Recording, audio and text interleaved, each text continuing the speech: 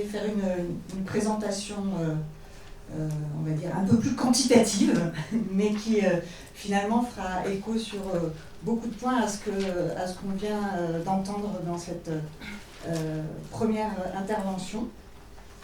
Donc je vais vous parler aujourd'hui des carrières genrées, donc qui prend directement la suite des propos qu'on a entendus, en lien avec la santé, et de voir en quoi ces carrières jouent dans les différences qu'on observe de santé entre femmes et hommes.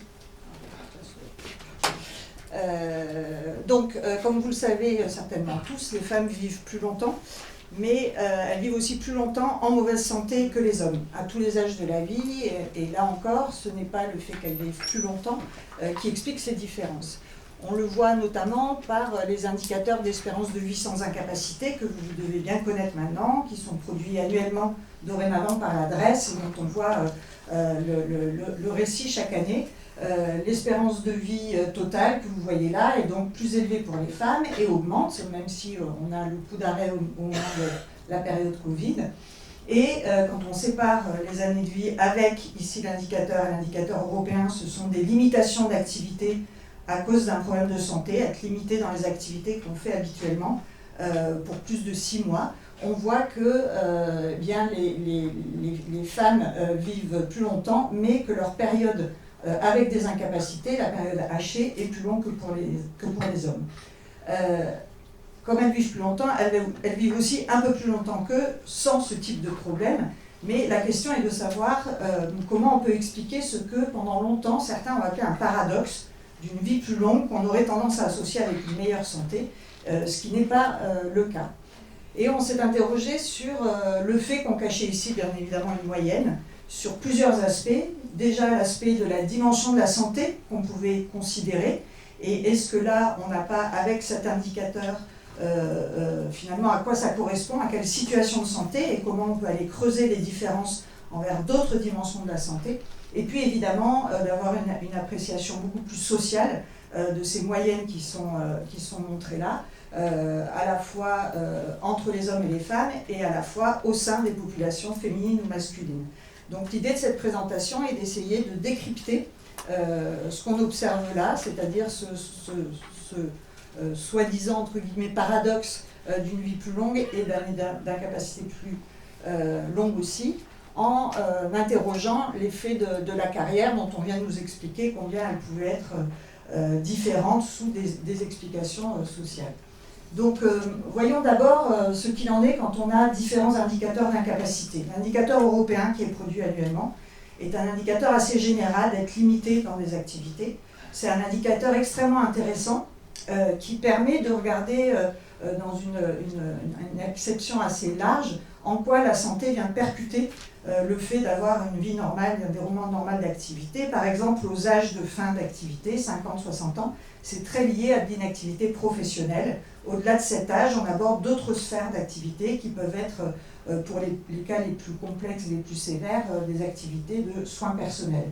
Ici, les données en population permettent justement d'aller regarder indicateur par indicateur où se trouvent les différences entre les femmes et les hommes. Donc ici, ce sont des chiffres de 2015, mais on est en train de les remettre à jour avec les enquêtes produites par la DREES notamment.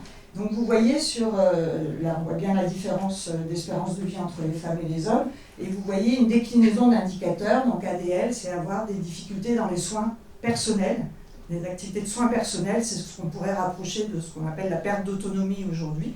Puis on a des indicateurs un peu plus communs, ce sont les restrictions pour les activités domestiques de la vie quotidienne, devoir être aidé pour gérer ses affaires, faire le ménage, etc. Et puis on est plus dans les limitations fonctionnelles, avoir des difficultés motrices, sensorielles ou cognitives. Et donc on peut regarder sur ces différents aspects où sont les différences. Donc les années proches de la dépendance pour les activités de soins personnels sont celles qui durent le moins longtemps dans la vie, qui sont plus compressées, y compris à 65 ans. Mais on voit que même là, il y a un décalage très très fort. Les femmes passent beaucoup plus d'années que les hommes en situation de dépendance. Quand on est sur l'indicateur un peu plus général, on voit que la différence est aussi très marquée. À 65 ans, les femmes peuvent espérer vivre même plus longtemps avec ce type de limitation d'activité que sans, et beaucoup plus longtemps que les hommes. On en vient aussi aux limitations motrices et sensorielles, et on voit là un constat assez intéressant qu'il faut noter, c'est l'importance de ces troubles dans la vie des femmes après 65 ans. On voit là que c'est l'indicateur pour lequel elles comptent le plus d'années passées avec ce type de problème, bien plus que le nombre passé sans ce type de problème. Et la différence avec les hommes est extrêmement marquée. Donc les femmes vivent plus longtemps avec plus d'incapacité, et ce, quelle que soit la dimension de l'incapacité envisagée. Si on regarde le côté d'inégalité sociale, on a ici le même indicateur. On a pris les limitations fonctionnelles physiques et sensorielles, avoir du mal à entendre, à se déplacer, etc. Et ici, un indicateur, une étude qui compare les cadres et les ouvriers et ouvrières. Et on voit donc là encore que les femmes, quel que soit le statut social, ont une espérance de vie plus élevée que celle des hommes, y compris les femmes ouvrières que les hommes cadres. Mais on voit encore là le décalage qu'il y a à la fois socialement et à la fois entre femmes et hommes dans les années passées avec des difficultés d'activité. Et si on a tradition de dire que les inégalités sociales sont plus réduites chez les femmes, c'est aussi, là encore on pourrait en discuter, une manière de percevoir et de mesurer, de présenter les choses, parce que si on regarde les inégalités sociales en termes de nombre d'années vécues avec des incapacités, on voit cette fois-ci que les écarts sont plus grands chez les femmes. Donc les femmes ouvrières ont une espérance de vie plus courte et bien plus d'années d'incapacité que les hommes ouvriers et que les femmes cadres. C'est ce qu'on avait appelé à l'époque la double peine des ouvriers, avec plus d'années d'incapacité dans une vie plus courte. Et on avait répété cet indicateur dans la tranche d'âge 50-64 ans, qui nous intéressait notamment en termes de santé à la fin de la carrière professionnelle et d'entrée dans la retraite.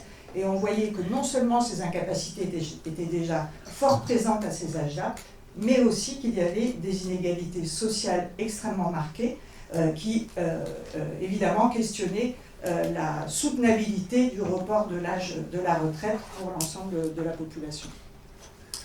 Alors d'où viennent ces inégalités sociales en épidémiologie sociale, on convoque donc les pratiques liées à la santé, la précarité économique, notamment les situations de grande vulnérabilité socio-économique, et puis le cadre professionnel, bien sûr, le réseau social également. Et on voit bien que la carrière n'est pas dissociable du reste, on voit bien que les conditions de vie socio-économiques, que le réseau social ou les pratiques liées à la santé font un tout et que ça s'associe aussi évidemment grandement avec le cadre professionnel et les expositions qu'on peut y avoir. On sait aussi en épidémiologie sociale qu'on parle de cumul et qu'il y a des chemins de plus grande vulnérabilité que d'autres, c'est-à-dire que lorsqu'on cumule des expositions dans le cadre professionnel, dans le cadre socio-économique, dans le cadre des pratiques de santé et le réseau social, évidemment, les chances de mauvaise santé, ou les risques plutôt, se cumulent et viennent expliquer des chemins finalement de vulnérabilité extrêmement importants. Alors, le paradoxe qu'on voit, qu'on exprime en disant les femmes sont en moins bonne santé, ont plus d'incapacités mais vivent plus longtemps, de quoi est-il fait et pourquoi c'est pas vraiment un paradoxe? C'est que quand on regarde les pathologies qu'ont les femmes et les hommes, on voit que ce ne sont pas les mêmes profils morbides, si je peux dire. Les femmes sont plus touchées par des maladies qui sont invalidantes, mais avec un faible taux de létalité. Donc elles survivent à ces maladies plus longtemps. Ce sont notamment les troubles musculo-squelettiques et les symptômes dépressifs ou anxieux-dépressifs qu'on retrouve bien plus fréquemment chez elles que chez eux. Les hommes, eux, sont exposés à des maladies certes invalidantes, mais aussi fortement létales, auxquelles ils ne survivent pas et donc vivent moins d'années avec ces problèmes. C'est notamment le cas des maladies cardiovasculaires et de certains cancers qu'ils ont en plus grande fréquence que les femmes. Si on croise maintenant avec les inégalités socio-professionnelles, comme je vous les ai montrées, eh bien on se rend compte que les groupes des ouvriers ou les groupes de professions peu qualifiées sont exposés aux deux, à la fois à des maladies fortement létales, mais aussi à des maladies fortement invalidantes. Et donc ils cumulent en quelque sorte ces risques et les conséquences qu'ils peuvent avoir. Donc à la fois ils ont une moindre espérance de vie avec ces maladies fortement létales qui réduisent leurs chances de survie, et à la fois leurs conditions de vie et de travail les exposent davantage à des maladies invalidantes qui viennent en quelque sorte affecter le peu d'années de vie qu'ils ont à vivre, si je peux m'exprimer ainsi. Alors on utilise des modèles pour comprendre quelles sont les maladies qui viennent contribuer aux incapacités des uns et des autres. Et ici, bon, c'est un peu compliqué, mais c'est parmi ceux qui ont déclaré des limitations d'activité, à quel type de pathologie on va pouvoir les relier. Et c'est un travail qu'on effectue actuellement avec une doctorante sur le programme GINCO et GENDI, Mira. Et on regarde donc que chez les hommes, qui sont la colonne de droite, et chez les femmes, la colonne de gauche, on voit qu'un contributeur massif des limitations d'activité vont être les troubles musculo-squelettiques en vert. Et vous voyez que, quelles que soient les catégories socio-professionnelles, on a une très forte contribution de ces pathologies. Viennent ensuite pour les femmes les symptômes dépressifs et anxiodépressifs, qui est le vert clair, et qui viennent là aussi contribuer de façon assez forte au risque de déclarer des limitations d'activité. Et on voit en rouge les maladies cardiovasculaires qui sont assez intéressantes, parce qu'il est vrai qu'on les trouve moins fréquemment chez les femmes, mais pas nécessairement dans certaines professions plus exposées. Ici, celles qui sont repérées comme agricultrices dans la Corto-Constance, ou encore les ouvriers. Pardon. On voit aussi l'importance des troubles cardiovasculaires chez les indépendants. Bon, c'est une catégorie un peu spéciale dans la Corto-Constance, mais on voit bien l'intérêt de croiser et de regarder ces contributeurs à l'incapacité. Pourquoi ? Parce que quand on parle d'incapacité, on a beaucoup en tête, notamment dans le champ du vieillissement, les maladies neurodégénératives, qui sont certes des maladies extrêmement invalidantes, et beaucoup plus invalidantes que la généralité des troubles musculo-squelettiques, sauf qu'étant en prévalence extrêmement réduite par rapport à des troubles comme les troubles musculo-squelettiques ou anxio-dépressifs. Au bout du compte, ce sont ces derniers qui expliquent la partie massive des gènes dans les activités aux différents âges de la vie, et davantage chez les femmes que chez les hommes. Alors les liens avec la carrière, me direz-vous, on a tendance aussi à penser, on voit troubles musculo-squelettiques, que pourtant ce sont les emplois manuels masculins qui sont les plus exposés à des troubles musculo-squelettiques. On pense souvent au bâtiment quand on donne ces définitions. Mais depuis assez longtemps, et ici c'est un rapport de Nicole Guignon de la DARES qui date de 2008, elle a montré que si effectivement les expositions extrêmes à des troubles musculo-squelettiques ou à des conditions de travail délétères étaient massivement représentées chez les hommes, les troubles pas extrêmes mais toujours présents étaient en revanche systématiquement, et quelle que soit la catégorie socio-professionnelle, plus fréquents chez les femmes que chez les hommes. Et ici, l'exemple était celui des contraintes temporelles et des troubles musculo-squelettiques. Donc l'idée que les hommes sont plus exposés aux troubles musculo-squelettiques est vraie quand on considère les troubles les plus forts et les plus lourds, les expositions les plus extrêmes, mais ce n'est pas vrai quand on considère l'ensemble des expositions à ce type de troubles. Donc les femmes, oui, sont plus exposées à des troubles musculo-squelettiques. On peut aller aussi rechercher dans les spécificités, non pas du travail, mais des carrières. Donc oui, les carrières des hommes et des femmes sont extrêmement différentes, et ça nous a été rappelé juste avant, mais ça n'a pas trop changé de ce point de vue-là. Les carrières des femmes sont beaucoup plus interrompues et avec des contrats à temps partiel. Elles ont une moindre valorisation des qualifications, donc il y a plus de mismatch dans le diplôme, les capacités et le type d'emploi. Les expériences initiales sont plus souvent non qualifiées que ça ne l'est chez les hommes, et elles ont de moindres perspectives de promotion. Donc elles restent aussi plus longtemps dans des catégories peu qualifiées. Elles ont donc des carrières plus défavorables que les hommes, et elles sont davantage touchées par les sorties d'activité, ce qui explique évidemment les interruptions plus fréquentes. Et pour finir, de moindres rémunérations, y compris quand on tient compte de la nature des carrières. Là, c'était avec l'enquête santé itinéraire professionnelle, où les collègues montraient combien les femmes présentes dans cette enquête présentaient effectivement des parcours plus défavorables en termes de continuité de la carrière ou de promotion. Or, d'après tous les modèles de santé au travail, on voit bien que l'instabilité des expositions, un déséquilibre entre les efforts et la récompense, le risque de pauvreté associé à des carrières hachées, sont tous des indicateurs de prédiction de mauvaise santé. Que l'on prenne le modèle de Karasek ou celui de Sigrist, on se retrouve dans des situations où finalement les femmes sont fréquemment dans des carrières qui sont désignées comme plus à risque pour la santé. Alors les carrières des femmes sont très liées à la sphère familiale, ça a encore été rappelé tout à l'heure, et on a là l'exemple d'un travail d'une collègue, Lisa Berkman, qui montrait que finalement si on avait par les modèles de Sigrist ou de Karasek une idée de contrôle dans les activités professionnelles et de demande. Donc on dessine une matrice où on peut avoir une meilleure santé si on est à la fois en grand contrôle et en faible demande, et puis ensuite ça s'orienter. Lisa Berkman et sa collègue ont rajouté une troisième dimension qui était celle de la famille, en disant mais pour celles qui ont en plus, celles ou ceux, mais en l'occurrence celles qui ont en plus un manque de soutien et beaucoup de demandes à domicile, ça rajoute une nouvelle dimension qui doit compter dans l'analyse des expositions de ceux qui se chargent de ces tâches familiales en plus du travail. Ici, je m'étais amusée avec la description des expositions professionnelles qui est faite par l'ADARES, et j'avais repris des activités qui sont aussi effectuées dans le travail domestique, et généralement par les femmes, donc soit aide-soignante, aide-ménagère, ou infirmières et sages-femmes, donc des responsabilités qu'on appelle celles du care et qu'elles font effectivement chez elles plus souvent que les hommes, et les dernières enquêtes emploi du temps continuent de le montrer. Eh bien, dans la sphère professionnelle, ces métiers, ces tâches et ces activités sont qualifiés comme surexposés à des risques de santé, quelle que soit la catégorie analysée, par exemple l'exposition aux agents chimiques, que sont les produits domestiques,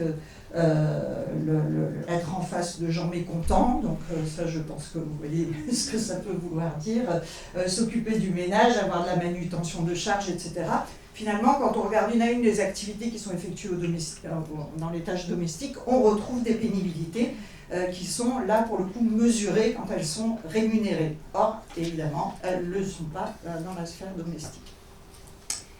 Les trajectoires familiales, féminines sont très liées aux événements familiaux. Donc vous avez là juste, s'il s'agissait de le démontrer en chiffres, les résultats de la première enquête famille-employeur menée par l'INED, et on voit la destinée des pères et des mères un an après la naissance, et donc on voit la partie rouge qui est sortie de l'activité, la partie bleue qui est ne pas avoir de changement, et puis augmentation des activités, changement de poste, etc., qui sont bien plus importantes chez les hommes.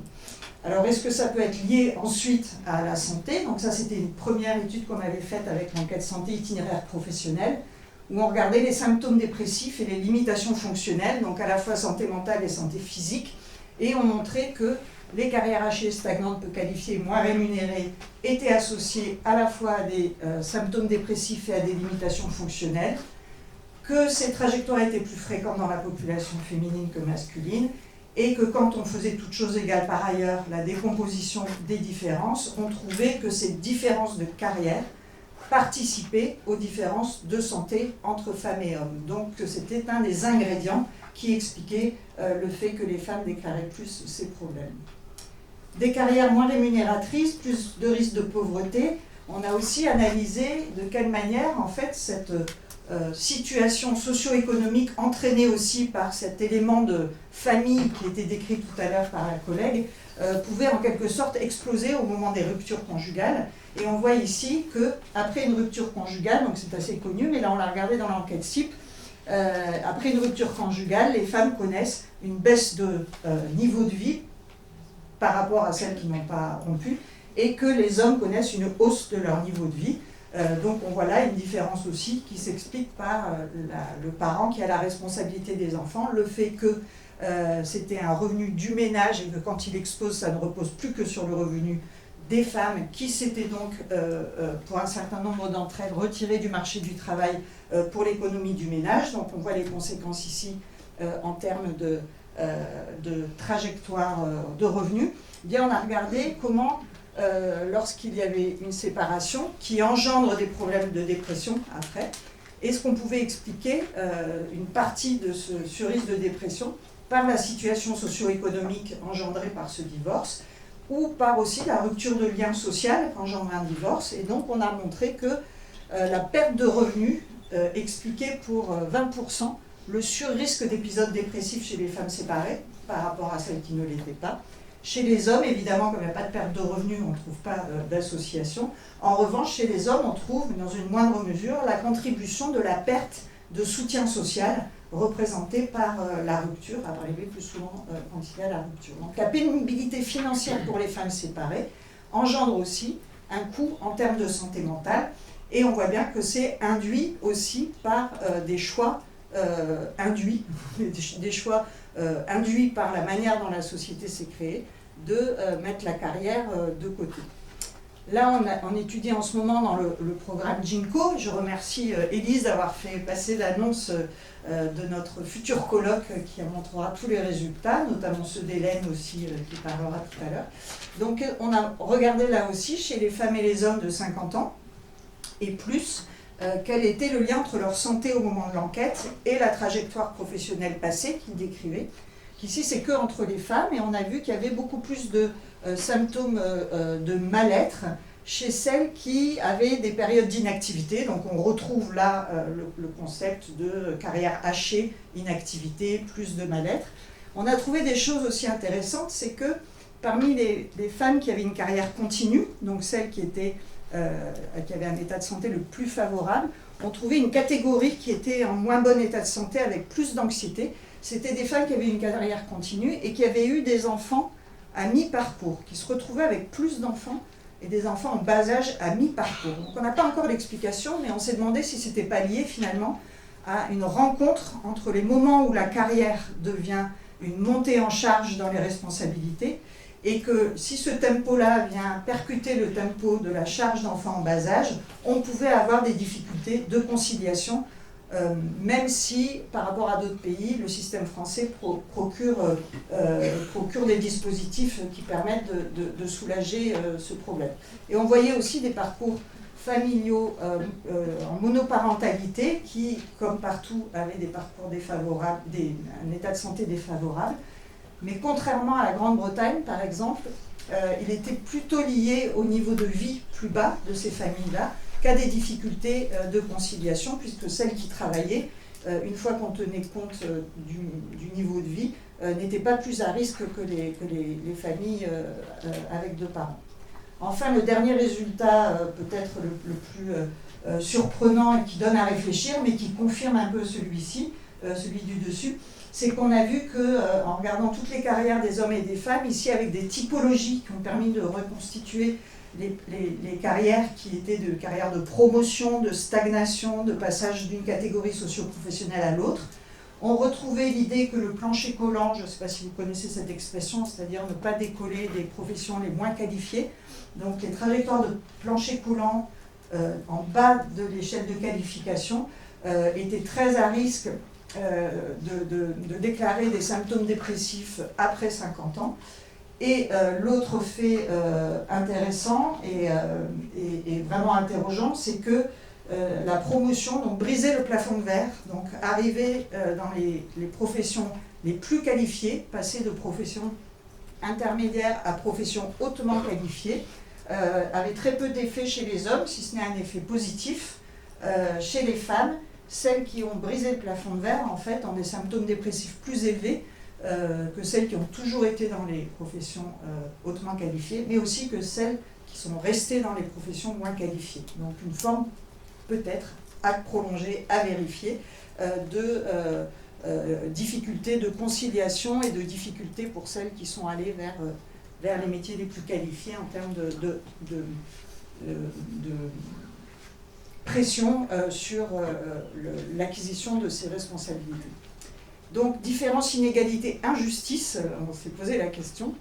On voit ce sont des situations et des parcours professionnels, familiaux qui sont différents en moyenne selon le sexe.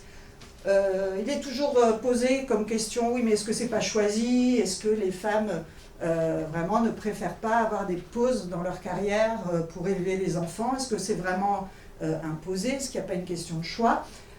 Oui et non. Est-ce que même pour celles qui estiment que c'est un choix, est-ce que finalement c'est pas induit? Ça a été expliqué tout à l'heure, quand les revenus sont très faibles dans un ménage, finalement payer un mode de garde supplémentaire, même si c'est très couvert aujourd'hui, peut induire à ce que le plus petit salaire de la famille s'arrête de travailler pour garder les enfants, et c'est celui de la mère en général. Donc voilà, le choix est souvent plutôt induit que choisi.